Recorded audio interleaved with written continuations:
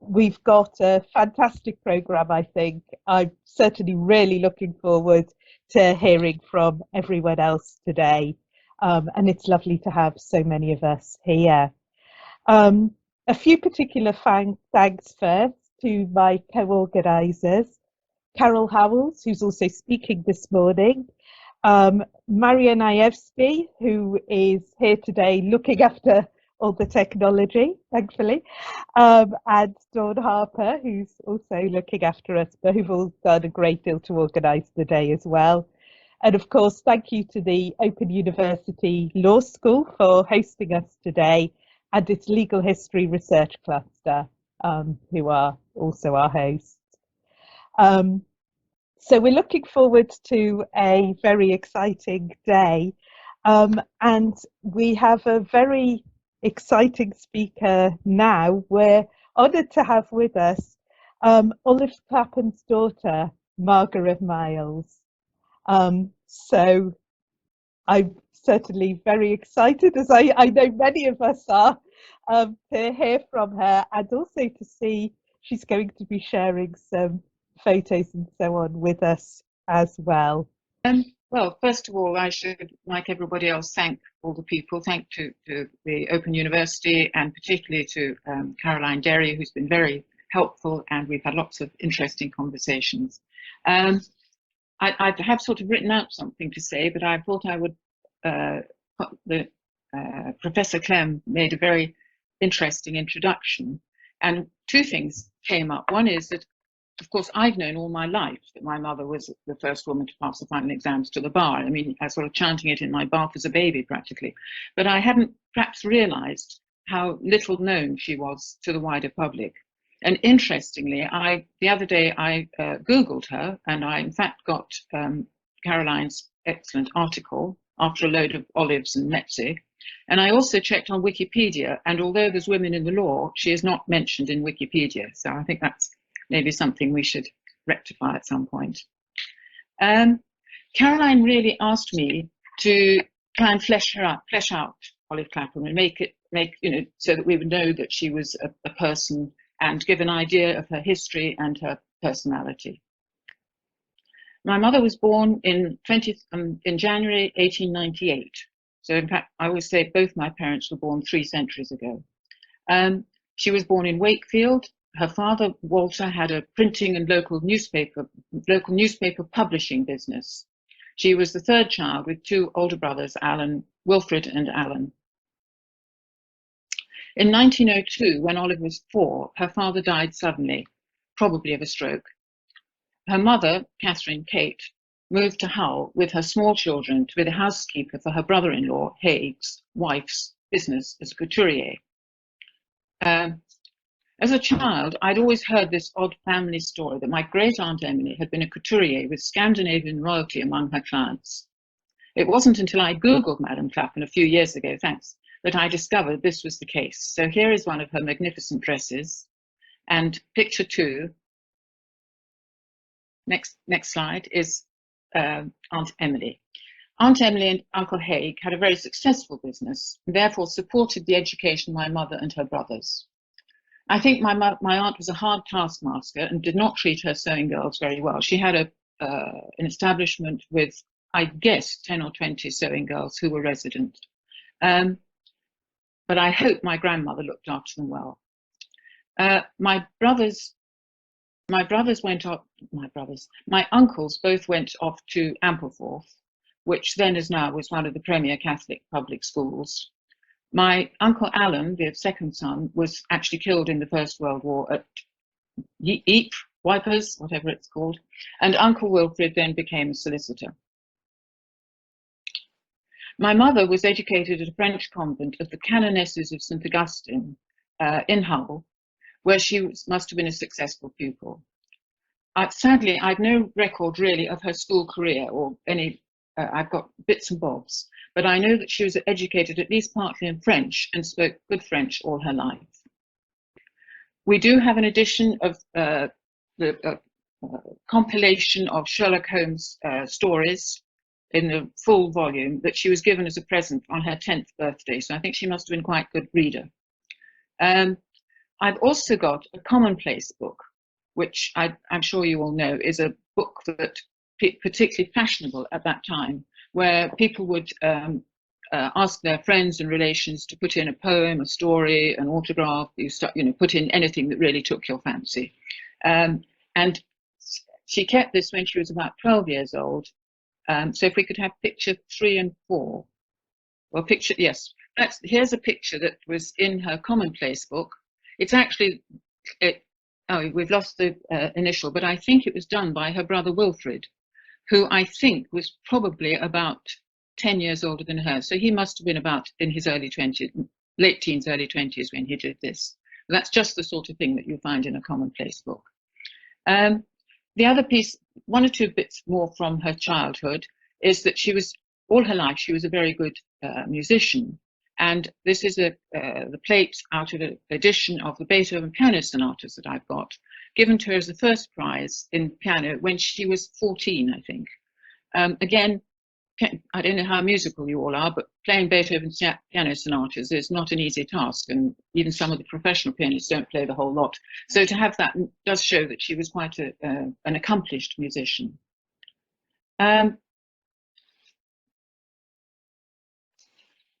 Oh, sorry, I didn't mention that. I don't know if you saw that. Could I? Is it possible to go back to the last picture?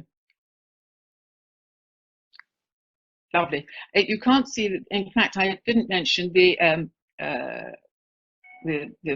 script underneath that. It's serious business. A young lawyer arguing his first important case. So obviously law was being thought about in the family, though it's interesting that it's the man who's the lawyer and the lady who's being lectured. To carry on, she did get the next, we quickly pass the next picture. The next picture shows that she got certificates. I've got certificates from her in first aid and home nursing, which I think those were given in 1915. So she was about 17. So that must have been when she was towards the end of her school career. So that's really all I know about her early life. And if we go to picture 6, I will say that the next slide, that this well-educated young lady from a modest background in Hull got to Oxford. Quite how she did this, I don't know how she did this or what battles she had to fight or how this came about really. She first studied English, but she then, after a year, she changed to the law. She must have arrived at the end of the First World War. At that time, she didn't go into a college. I think Somerville was already open, but I don't know why she didn't go. She didn't go into a college. She was what was called a home student.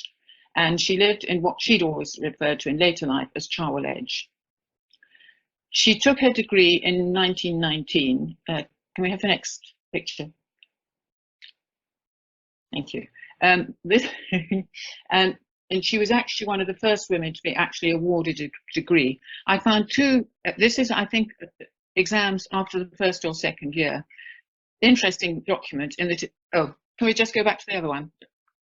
Interesting document in that it's all in Latin. It doesn't actually, as far as I can see, mention Oxford, but it does actually put down women. And if you look, I've got something, I hope you can see, class 2 was Olive C. Clapham, of the home student, I think she's down as. Then the next picture, please. That is actually her. It's a copy of her degree. So she finally took her. I think I've said she was at that stage. Women were not always were not given degrees. So she was one of the first people to actually get an official degree. They could study at Oxford, but they didn't finish up with a degree. She then moved to London and studied for the bar exams, and passing the final exam on the 25th of May 1921 at the age of 23. So here we are 100 years later. There was quite a flurry in the press. This from the Daily Sketch. We have the next one.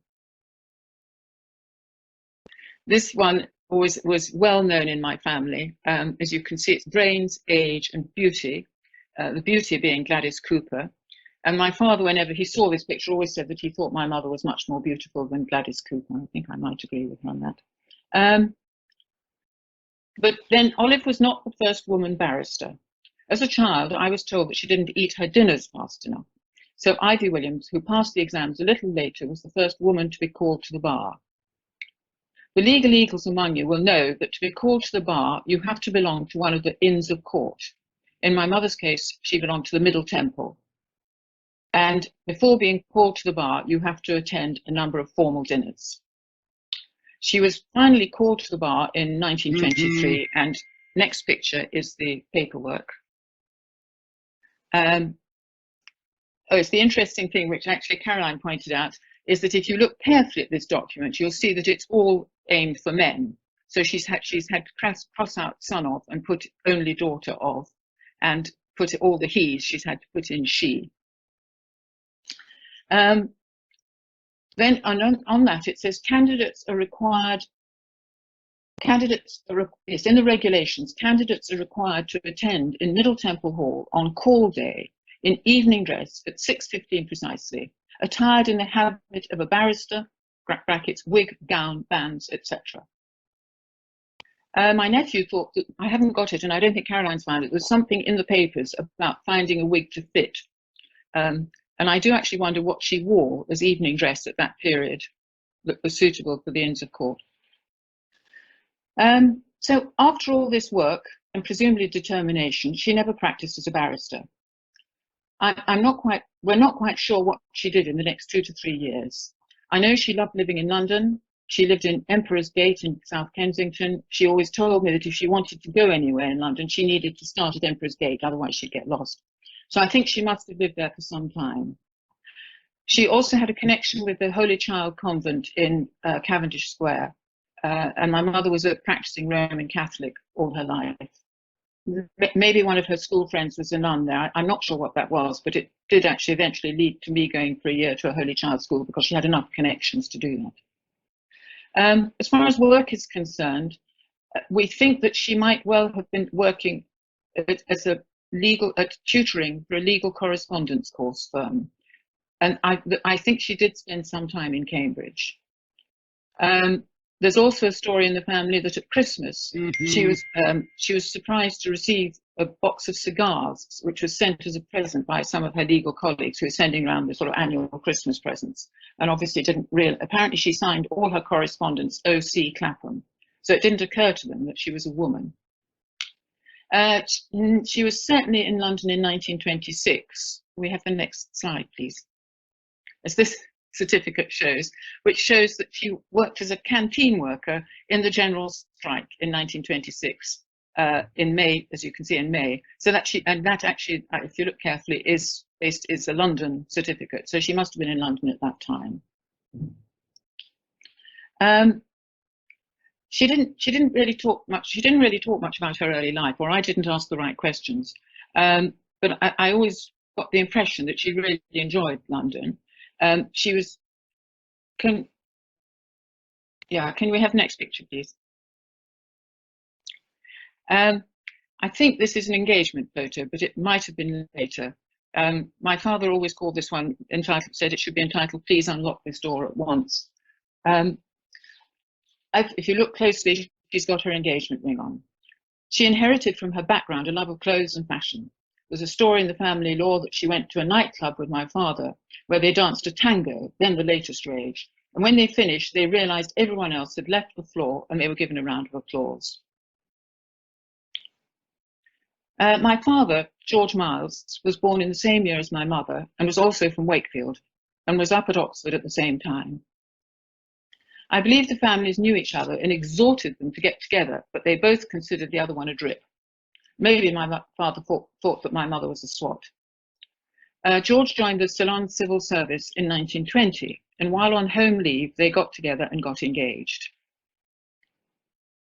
My mother travelled out to Ceylon to get married on a bivvy boat, which was, there were various lines that went to and from Ceylon with various civil servants and expats, and I think this was not one of the less posh ones. The journey took at least 3 weeks, and she was married off the boat, as the expression was, in 1926. Can we have the next picture? To anyone getting married, her advice was always, do not wear a hat. She brought hers out with her, but had her hair bobbed, which was of course very fashionable, on the boat, so the hat was far too large and came down over her eyes. well, to me, it looks quite fashionable for 1926. Their honeymoon was a month going around Ceylon. Can we have the next picture, please? They did all the tourist things. They went to the sites. They were very interested in the history and archaeology of Ceylon. And that is actually them coming down from Adam's Peak, which then, as now, is a main thing to do in Ceylon. You climb up through the night so that you can see the dawn. And it's pretty strenuous. I didn't do it. Next picture, I think. Yeah. Oh, no. Go back, please. Yeah. The honeymoon, yeah, sorry. She then settled down to the life of the wife of a colonial civil servant. They lived in comparative luxury. They had servants, friends, dinner parties, outings, tennis, bridge, all the kind of expat stuff. Next picture. Didn't want to jump the line. So here she is with her baby, as you can see, her first child, very proud, proud mother, proud father, and proud ayah. So she didn't actually look after her own children. And when a second child was born, the ayah insisted that she should have an assistant or she would lose face. Next picture, please. Although I've been to Sri Lanka a few times and done some research on their life there, I'm absolutely baffled by this building. We've showed it to a lot of people and nobody seemed, I don't think it still exists. We don't know where it is. The only inscription I got on the back of it is, I can't wait to get my hands on the garden. So it sounds, from my father, so it sounds as though it is somewhere they lived, but it could well have been some sort of official building. I honestly don't know. And if anybody knows, please could they tell me. Maybe Carrie de Silva will recognize it. Both my parents retained very happy memories of their 15 years in Ceylon. But my father resigned from the Ceylon civil service in 1935, I think for 3 reasons. He was not happy with the way in which independence was being handled. He was concerned that having joined the Ceylon civil service, which he did for sort of philanthropic reasons, he thought it was important to, that the work was important, that he was going to become part of the colonial civil service and he could be posted anywhere. And their 3 sons would have to be educated in England. Next picture, please. I love this one. This is a telegram sent from the boat when my mother was traveling with 2 children back to England. And I expect you can read it. I loved everything hopsy-topsy. Seasick. She was always very seasick. Seasickness over. Their voyages were 3 weeks. Find my place. And it also says, looking forward to seeing you in February. And when you look at the telegram carefully, it actually was sent in June. So it gives you an idea of the life of these people working in the colonies who came back for their home leave. But if the mother came back, they would have long separations. So in 1935, they came back to London. My father began to work for the LCC, the London County Council, in their social welfare department. The family were installed in Wimbledon and a 4th boy was born. Then war broke out. My father continued to work in London. I think he was rehousing people who'd been bombed out in the Blitz. My brothers thought this experience was far more grueling than his experiences in the trenches in the First World War, and more or less broke his mental health, as he personality for the rest. My parents had real worries. The country was at war. It was not safe for my mother and the children to remain in London, so she lived first on the south coast, then in Yorkshire to be near the boys who were all educated at Ampleforth, while my father remained living and working in London. Happily, the boys got various scholarships, but my father paid school bills until the end of his life. No, until he retired, I think. My mother never worked outside the home, as far as I know, but during or towards the end of the war, she did do some indexing, I think, of legal works. As a child, the only drawing paper I had were these index slips, which are about pieces of paper about 6 inches by 3 inches, which are very good for heads, bodies, and legs, but not for much else. Towards the end of the war, they moved to a small rented holiday cottage outside Albury, near Tring in Hertfordshire. And my father commuted for the rest of his working life. And then after an 8-year gap, when my mother was 45, I turned up. And I always say I think my best life move was to be a girl. Can we have the next picture, please? Yeah, so there's my mother is, she looks very proud of her family, doesn't she? They finally managed to build a house in Albury, and finally at the age of 50, they owned their own home. But that was with a mortgage that was finally paid off when my father retired. They were really not very well off. I decided at an early age that I wanted to be a doctor, and this decision was never questioned, and I was supported all the way through. I also went to a private boarding school, Farnborough Hill, recommended by Ampleforth. My mother didn't specify what she wanted me to do, but she clearly expected me to have a career of some sort, as long as I was not a model or an air hostess. She never liked that idea. It never occurred to me that being female was any bar to my ambitions. And I think this is the legacy of my mother, and I like to think she was proud that I was able to qualify, work, and have a marriage, which was not really a possibility for her. Caroline asked me to flesh out my mother, so I hope this gives an idea of her life. As her daughter, it's hard to be objective about her personality. I remember her as a calm, sensible mother. She was quiet and unemotional, so she could appear cold, but she certainly was not cold. I think she was a fundamentally happy person, despite a very difficult second half of her life. She hated and suppressed any disputes, and I never saw her lose her temper. She was firm and very fair in her dealings with her large family. My brothers all went to Ampleforth and on to Oxford to read mods and greats, i.e. classical studies, except for the youngest, Oliver, who changed to Oriental languages in the second half of his time there. So we lived in an intellectual household, and I think my mother enjoyed and joined in all the discussions. They really wanted my eldest brother to be a barrister, but he rebelled. Despite his first at Oxford, he became a commercial pilot. In later life, my brothers and I used to meet for pub lunches, and I remember I went off to get the drinks and came back to find them having a vigorous argument about the placement of adjectives in Latin, which I think is the sort of thing that was going on at home when I was too young to realise it. They considered I had no education, just a professional training. I remember my mother telling me that intelligent people are never bored. I was the first child that she brought up on her own without a nanny. And during the war, she lost all her servants and had to learn how to cook. She never grumbled or complained and enjoyed cooking, and even more sewing, knitting, dressmaking, and even DIY. She made all our curtains and almost all my clothes. Her only sadness was that she couldn't get nice material in rationing at the end of the war for me. I remember papering my bedroom with her. She visited London fairly regularly for shopping, and if she could, she would go into the public gallery of the law courts. She enjoyed her garden. My father did the veg and she did the flowers. She read widely, played very good bridge, and was a crossword whiz. She did the super hard Ximenes crossword in the Observer, and I think even won prizes for that. She loved classical music, and although she rarely went to concerts, she listened a lot to the third programme, Bach being her favourite composer. She hated it when piped music was played loudly on a loudspeaker in our annual village fete. She played the piano, I think very well initially, but not so well when I knew her, as she had a cycle accident that seriously damaged her left hand, so she could only play 2 notes with it.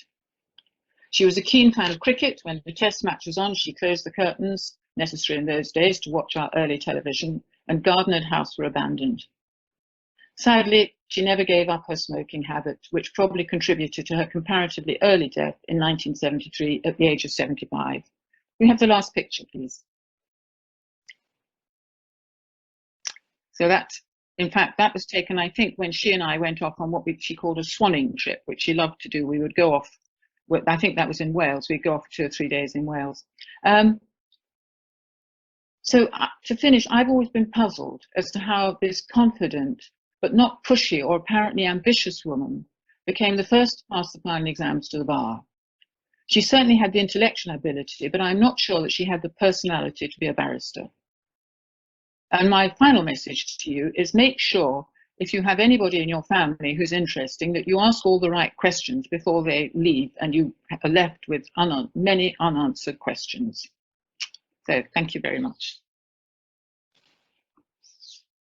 Thank you so much, Margaret. That was absolutely fascinating and wonderful. So I'm delighted to also have this opportunity to talk about Olive Clapham. on the centenary of her becoming the first woman to pass the bar finals examinations. So Margaret's given us a wonderful personal insight into Olive. I'm going to talk now really about her importance to the entry of women into the legal profession and into how we approach those histories. So when she passed her bar finals, it was the end of her sprint through the initial stages of qualification as a barrister. But that sprint came towards the finish of a much longer marathon for women. They'd been excluded from the legal profession for centuries. They'd been trying to enter it for decades, but were rebuffed by both the professional bodies and the courts on the basis that women couldn't become lawyers because they had never been lawyers. Nor, though, could they be magistrates, judges, or jurors. So in court, a woman would be questioned, represented, and judged by men. The significance of becoming lawyers then wasn't just that it opened up new professional opportunities for a few women. It was essential if women's perspectives were to be heard, not only in individual cases, but also in lawmaking. The United Kingdom's legal system's a common law, meaning appeal court judges' decisions are themselves sources of law, and judges are, of course, recruited from the legal professions. Change came in the closing days of 1919, when the Sex Disqualification Removal Act opened the legal professions, magistracy, and juries to women throughout the United Kingdom. Since magistrates were simply appointed, that happened immediately, but qualification as a lawyer was a longer process. In England and Wales, the profession is divided into barristers and solicitors. I won't go into detail for solicitors, but barristers were required to do three things, as Margaret mentioned. The first was to join one of the four Inns of Court in London: Inner Temple, Middle Temple, Gray's Inn, or Lincoln's Inn. Then the would-be barrister had to both pass a series of bar examinations and keep 12 dining terms, which meant eating dinners in the hall of their inn. And only when all three requirements had been met could they be called to the bar, the point at which they became a qualified barrister. Helena Normanton, who had already applied to Middle Temple and was in the process of appealing her refusal, was the first woman to be admitted to an inn on Christmas Eve 1919. That was the day after the Act had received royal assent, and Middle Temple basically opened their office as a special favour to her because of her existing involvement. But other women, including Olive Clapham, had to wait until the new year. The next two steps, dining and examinations, could be undertaken simultaneously. When Clapham became the first to complete the exam stage, she was still in the midst of dining. There were 4 terms a year, and she had 6 terms, or a year and a half, left. Ivy Williams raced ahead of her peers when she got a first-class pass in the bar finals, which allowed her to be excused 2 terms dining. So she was called in May 1922. And so Williams was therefore England's first woman barrister, although she never practiced but continued her career as an academic lawyer. In November that year, 10 women, including Helena Normanton, were called. She was called first as the senior woman present, but wasn't the first barrister to practice in court. That was Monica Geekie Cobb, who successfully prosecuted a bigamy case in Birmingham a few weeks after being called. And that's caused understandable confusion. Normanton was the first woman called to the bar who went on to practice, but she wasn't the first woman called or the first to practice. So in that potted history, I've picked out various firsts already. Olive Clapham's, of course, as well as Helena Normanton, Ivy Williams, and Monica Geekie Cobb. There are plenty of others I could have added in, Madge Easton Anderson was the first woman lawyer in the United Kingdom, admitted as a law agent in Scotland in 1920. The first barristers were Avril Deverell and Francis Kyle, who were called in Dublin and Belfast in 1921. And then there were various firsts in different courts. The press remained fascinated by firsts of all kinds, some quite tenuous, some quite dubious, and local papers would report the first woman to appear as a lawyer before their magistrates' court for years to come. And for us today, there are benefits to charting those firsts. Obviously, they give us a reason for raising the profile of this history. Today's a perfect example of that. Firsts also give us anchor points for our histories. We can discuss them without talking only about firsts. After all, it's hard to explain their significance without considering what came before. And they give us a simple chronology which can tell its own story.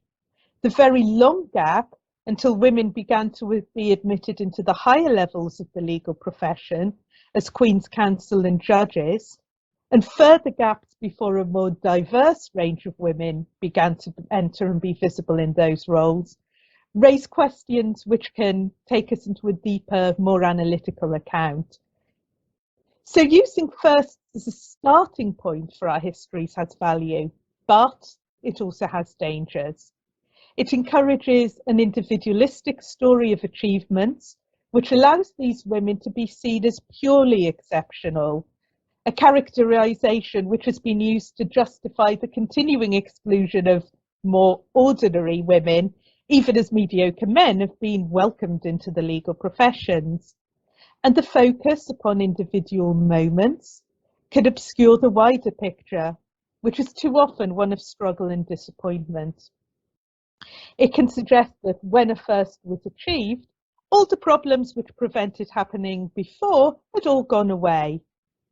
It can give a distorted picture of who tried to become lawyers, who didn't succeed and why, and it reduces their years or decades of work to one shining moment and tells a very partial story. So we must be careful and critical of a focus on firsts and not make them the centre of our histories, but that certainly doesn't mean that we should remove them from our histories altogether. And so in talking about Olive Clapham's life and achievements, I'll argue that while her first isn't the only element of her history, as Margaret so wonderfully told us, the contemporary attention given to her as a first was important. The fact that she was the first woman to pass the bar finals affected perceptions of women barristers, and for the better. It may also have affected other women's perceptions of whether there was a place for them at the bar. She was a really valuable trailblazer. That was itself somewhat double-edged, I suggest. It was really helpful in giving women the confidence to pursue their career ambitions, but arguably also gave them and the general public too much confidence that the bar was the meritocracy it claimed to be. And so for both arguments, it's important to understand who Olive Clapham was. And Margaret's done a wonderful job of explaining that, so I can be relatively brief here. Margaret's told us about her early life, where she was born in Wakefield and grew up in Hull with her society dressmaker aunt. And Hull was not the most convenient hometown for a prospective barrister. The English profession, or in fact the profession for England and Wales, was heavily London-centric. Its exams were held only in London, and you had to live in or near London to qualify because of the requirement to dine frequently at your Inn of Court over a minimum of 3 years. And Clapham was also Catholic. Now, study at Oxford University would have been closed to her for being a Catholic barely 60 years earlier. Postgraduate degrees were only open to Catholics in 1871, 7 years before women were first able to study at Oxford. Examinations, but not degrees, were opened to women gradually from 1884. So when in 1916 the 18-year-old Clapham went to Oxford, she was something of an interloper and a pioneer, both as a woman and as a Catholic. Her time at the university was shaped by her faith. She was a home student, permitted to live in approved lodgings with her tuition organised by the Society of Oxford Home Students. So as Margaret said, she resided at St Frida's Wives or Charwell Edge, a hostel for Catholic women students. From the point in her second year when she changed her degree from English to jurisprudence, she proved a determined, if unconventional, candidate for the bar. Her education wasn't typical for a barrister.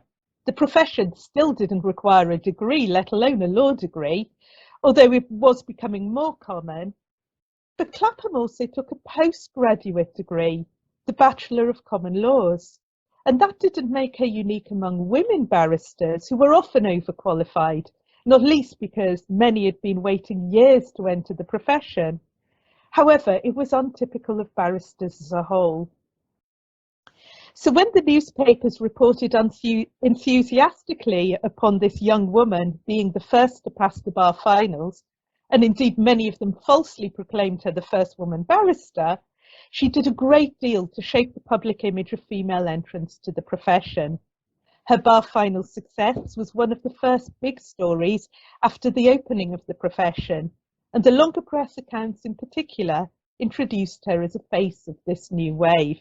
And here I think the cohort was really fortunate because Clapham was more media friendly than many of her peers. That was true for reasons with which we may not be altogether comfortable, that she was young, pretty, and not associated with activist politics, but also others which are unambiguously positive, such as her academic abilities and successes, her openness about her background and faith, and her lack of arrogance about her ambitions and achievements. Thus, the newspapers were given no space to rehash old stereotypes about aggressive militant women or to question whether women had the mental capacity for legal practice. The extent of her achievements, which included studying for the bar exams alongside an extremely demanding postgraduate degree, left no room to doubt she had stamina either. So the coverage was therefore positive, and the only question raised about her admission to the profession was the old favourite: what would she wear in court? But press coverage did something else as well, though. It helped shape perceptions of the bar.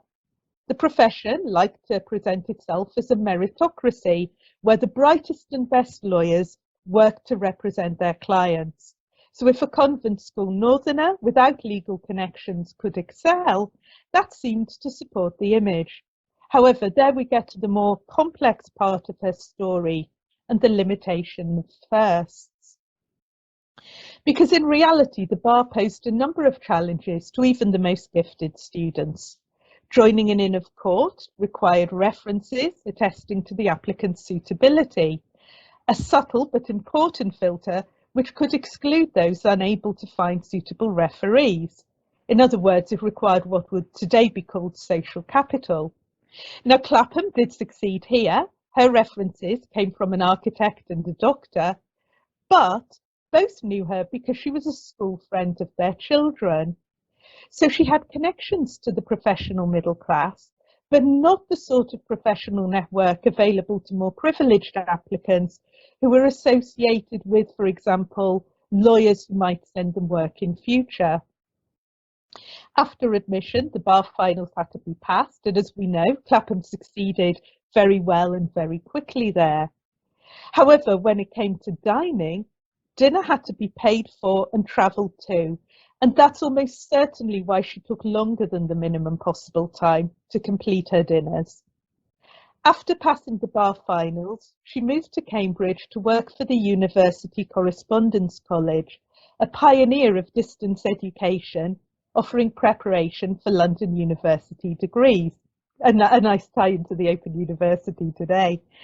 But regularly travelling from Cambridge to London in time for dinner on work days wouldn't have been practicable.